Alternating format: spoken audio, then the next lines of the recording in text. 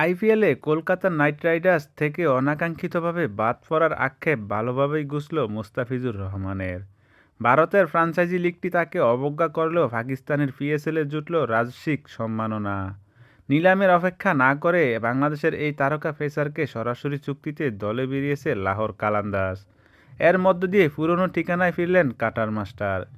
লাহোর কালান্দাসের সঙ্গে মোস্তাফিজের এই চুক্তির আর্থিক মূল্য ৬ কোটি ৪৪ লক্ষ টাকা পাকিস্তানি রুপি, বাংলাদেশি মুদ্রায় যা প্রায় ২ কোটি ৮১ লাখ টাকারও বেশি। এর আগেও ২০১৬ এবং ২০১৮ সালে লাহোরের হয়ে মাঠ মাতিয়েছিলেন ফিজ। লাহোর কালান্দাস তাদের ফেসবুকে লিখেছেন, আমাদের বাংলাদেশি ভাই মোস্তাফিজুর রহমান, যাকে ২০১৬ এবং ২০১৮ সালে দলে নেওয়া হয়েছিল, তিনি এখন আমাদের সঙ্গে সরাসরি চুক্তিবদ্ধ। অবশেষে পরিবারের মাঝে আবারও ফিরে এসেছেন তিনি। পিএসএলের অফিসিয়াল পেজও মোস্তাফিজকে স্বাগত জানিয়ে লেখা হয়েছে, মোস্তাফিজুর রহমান পিএসএলের নতুন যুগে স্বাগত।